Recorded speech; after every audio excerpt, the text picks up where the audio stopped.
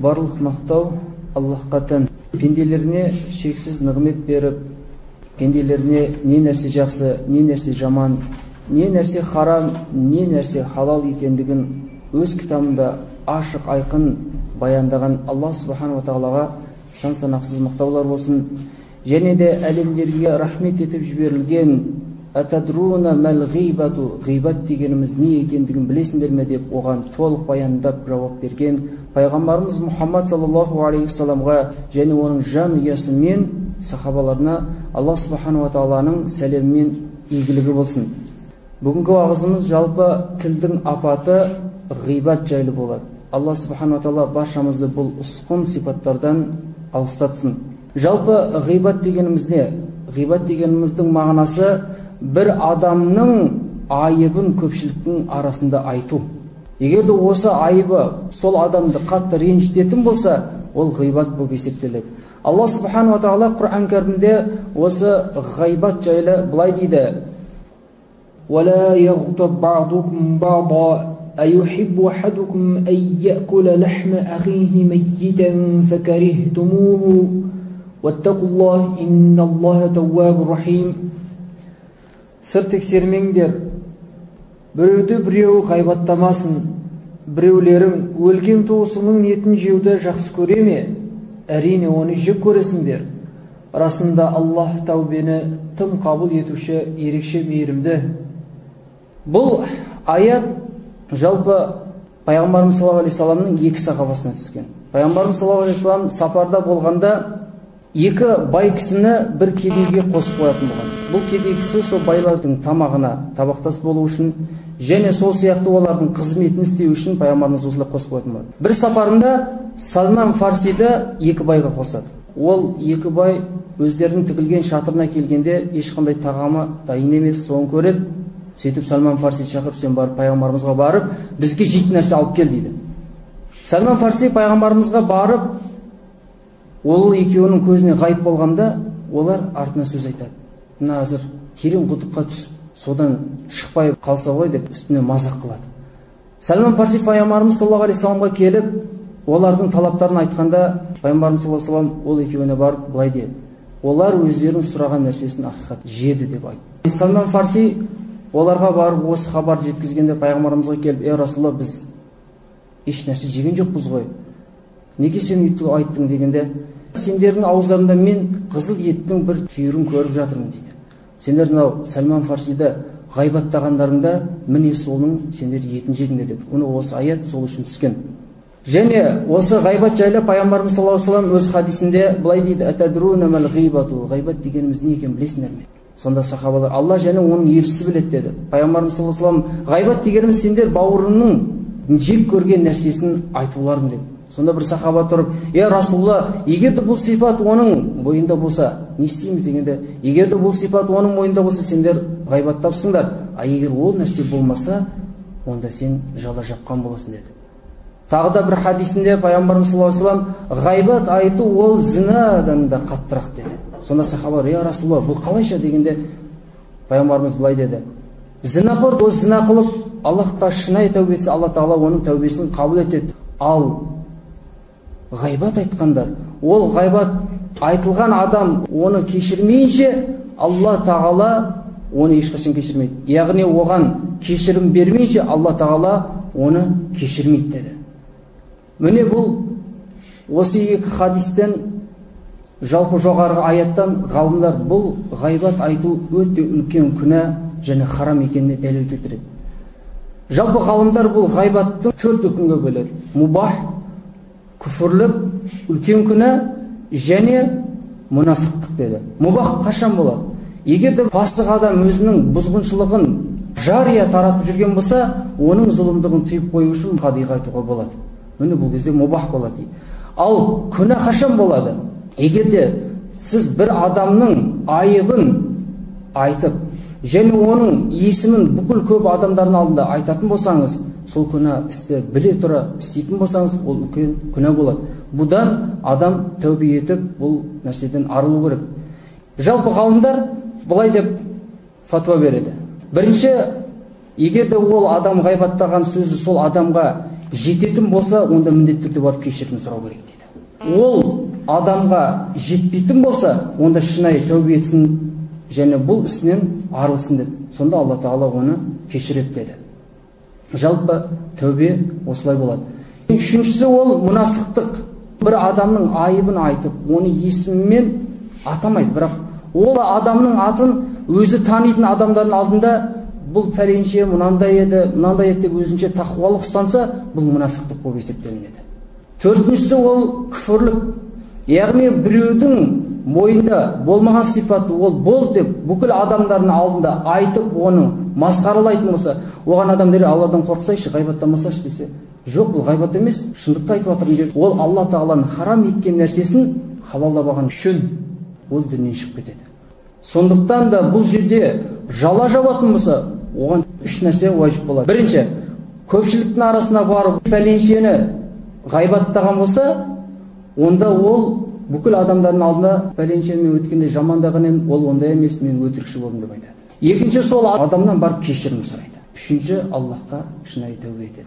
Ал енді көпшілік бір белгілі адамдарды ғайбаттайтын болса, он ғалым адам болса, оның үстінен жала жауып ғайбаттайтын болса, ол ғайбат. Ал жалпы қауымға ол ғайбат болып есептелмейді. Өйткені оның араларында жақсылар да, жамандар да бар дейді. Бір захид, яғни дүниені тәрк еткен кісі базардан бір мата сатып алады да, үйіне алып келгенде оны әйелі көріп, мынау матаны сатқандар қандай жаман адамдар екен дейді.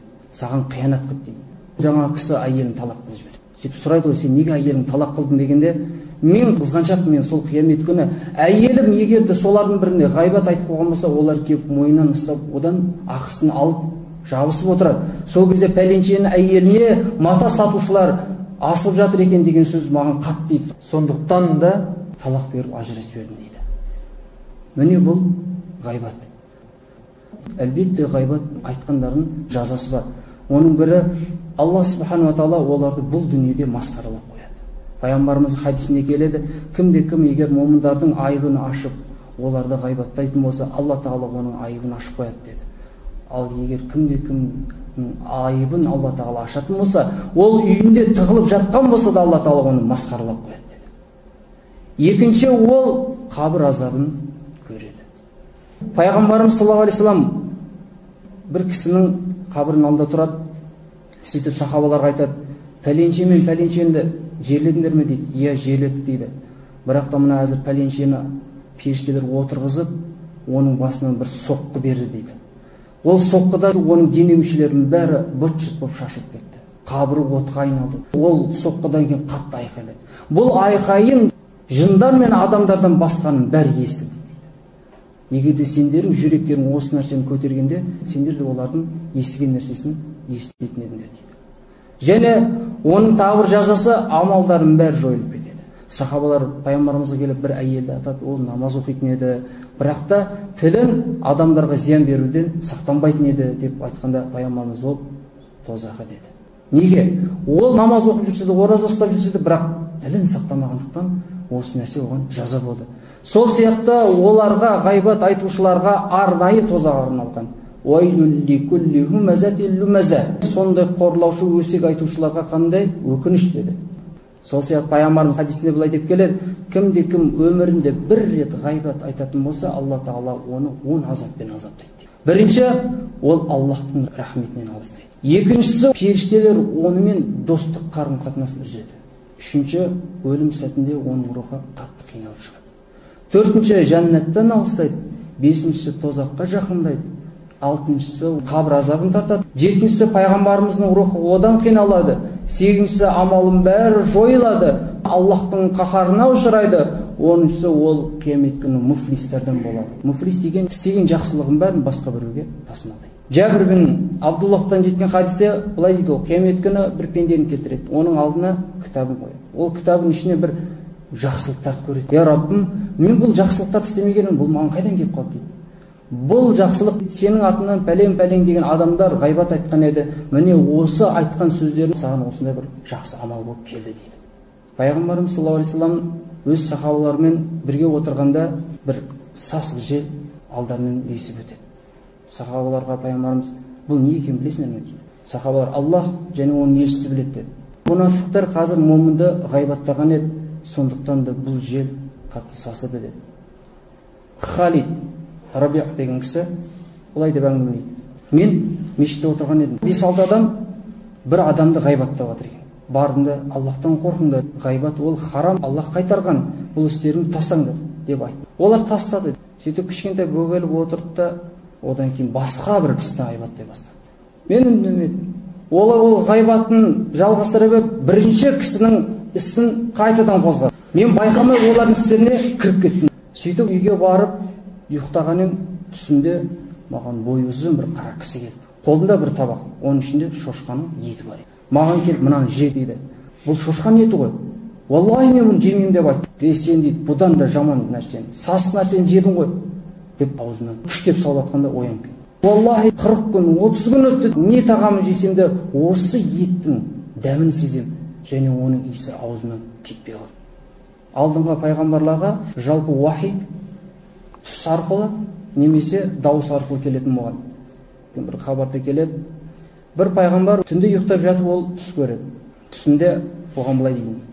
Таңертең сен тұрғанда саған ең алғашқы жолыққан нәрсені сен жең.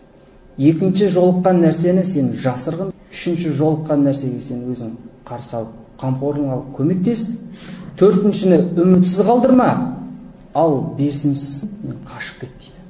Пайғамбар таңертең тұрады, жолға шығады. Жолға шықса үлкен қара тауға кездеседі. Алғашқы жолыққан нәрсесі. Кейін ой жүгіртеді.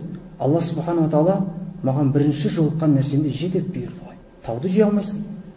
Ешқандай бір ой жүгіртіп, Алла субхана тағала пенделеріне шамасы келген нәрсені жүктейді ғой. Жарайды, осыны жеймін деп оған бағытталғанда, оған жақындап берген сайын тау кішірейе бастайды. Тіпті оның түбіне жеткенде балдан тәтті бір бөлікке айналып кетті. Оны жеп, Аллахқа мақтаулар айтып, жолын жалғастырып кетеді. Жолда келе жатса, алтыннан болған бір табақты көреді. Саға ой жүгіртеді. Екінші жолыққан нәрсем ол Алла тағала жасыр деді. Иә, оны жасырамын. Жеді ғазапта ол табақ көміп тастады, жолға шығып кетеді. Байқамай бұрылып қараған еді, жаңағы табақ қайтадан жер бетіне шығып кеткен екен. Қайтадан барады, оны көмеді. Жолға шығып кетеді. Тағы бұрылған еді, тағы шығып кеткен екен. Үшіншіде тур осындай болғандықтан Алла тағала маған бұйырған нәрсені орындадым. Енді ары қарай Алла тағаланың өзі жеткілікті деп тағы жолға шығып кетеді. Жолда келе жатса, алдынан бір құс ұшып келеді. Ей Аллахтың нәбиі, маған көмектес. Оның артында кім қуып келе жатыр? Лашын қуып келе жатыр. Ол үшінші нәрсе не еді? Өзің қамқорлығын ал, қарсы ал да оған көмектес деген. Осыны орындайын деді. Оның қамқорлығына алып, жеңіне тығып қояды. Артынан лашын қуып келеді. Ей Аллахтың нәбиі, менің қарным аш. Мен азынан бері қуып жүрмін дейді. Бұл менің ризқым, мен үмітсіз қалдырма дейді. Төртіншісі не еді? Сұрап келген нәрсені үмітсіз қалдырма деді. Мынаны қамқорлығын ал деді. Мынаны үмітсіз қалдырма деді. Енді не істеймін? Пышақты алды да санынан бір кішкентай бөлік етті алып лашынға лақтырып жіберді. Ол оны алады да ұшып кетеді. Жаңа құсты ұшырып жібереді. Сөйтіп тағы жолға шығып кетеді, алдынан өлік денені көреді. Оны көргенде қашып кетеді. Үйіне келіп, ей Рабби, сенің бұйырғандарыңды орындадым, енді осының хикметі маған түсіндір, мәнін түсіндір деп ұйықтап қалды. Түсінде оған былай дейді. Сенің бірінші жолыққан нәрсең, яғни үлкен тау, ол ашу деді. Ашу бастапқыда ол тау сияқты қатты болады, бірақ та оған сабыр етіп, ашуды басатын болсаң, соңы балдан тәтті болады. Алтын ыдыстың шығуы сенің істеген жақсылықтарың. Яғни сен жақсылықты істеп, оны жасырып қойсаң да, Алла тағала оны иншалла келешекте шығарып қояды дейді. Үшінші ол саған ұшып келген құс, ол аманат дейді. Саған біреу аманат қойды ма? Оған ешқашан қиянат қылмайды. Төртінші ол үмітсіз қалдырма деген, яғни бір адам сенен қажетін сұрап келетін болса, сен өзіңе ол нәрсе қажет болып тұрса да, оның қажетін тос деді. Не істеді? Адамға аяқ керек па? Өзіне қажет па? Өзіне қажет болса да оны берді оған. Бесіншісі сасық дене ол ғайбат деді. Одан қашыңдар деді. Міне бұл ғайбат айтудың соңы осындай болады. Яғни сасық дене болады. Бірақ та Алла тағала бұл ғайбаттан қайтарғанмен, харам еткенмен кейбір жерлерге рұқсат беріп қойды. Жалпы жәбірленуші адам бір залымның зұлымдығын тыю үшін патшаның алдына барып, оның істеген істерін айтса болады. Ол ғайбат болмайды. Бірақ та басқа біреуге айтатын болса, ол ғайбат болып есептелінеді дейді. Сонымен бұл бірінші жағдай. Екінші жағдайы, біреуге барып фатуа сұрап, оның жаман бір қасиеттерін айтуға мәжбүр болса, ол жерде ғайбат болмайды. Абу Суфиян әйелі пайғамбарымыз саллаллаху алейхи вассаламға келіп фатуа сұрады. Сонда не деді? Абу Суфиян ол өте сараң адам деді. Маған да балама қажетті нәрселерімізді бермейді. Сол кезде пайғамбарымыз өзіңе қажетті тиісті нәрселер ал деді. Үшінші, ол бидағатшылар, бұзғыншылар өзінің бұзғыншылықтарын таратып жатқан болса, мұсылмандарды сақтау үшін бұлардан байқаңдар, бұлардың ұстанған жолдары жаман деп айтса, ол ғайбат болмайды деді. Бірақ бұдан басқа жердің бәрінде ол ғайбат айту харам. Пайғамбарымыз айтты, сендер ғайбаттан сақтаныңдар. Онда 3 апат бар деді. Бірінші, дұға қабыл болмайды. Екінші, жақсылық амалдарының бәрі қабыл болмай жойылып кетеді. Үшінші, сенің күнә істерің көбейеді деді. Бір дана кісі айтқан екен, сендер 3 нәрсені орындай алмасаңдар, одан кейінгі 3 нәрседен онда сақталыңдар дейді. Егер сен жақсылық істей алмасаң, сен басқаларға жамандығыңды тиіп тастайды. Егер де сенің пайдаң біреуге тимесе, онда зияның оған тимесін дейді. Ораза ұстауға шаман келмейді ма? Онда біреулердің етін жеме, яғни ғайбат айтпа деген сөз. Алла субхана ва тағала осы ұсқын сипаттардан баршамызды алыстатсын. Ассалаллаху алейкум ва рахматуллахи ва баракатуһу.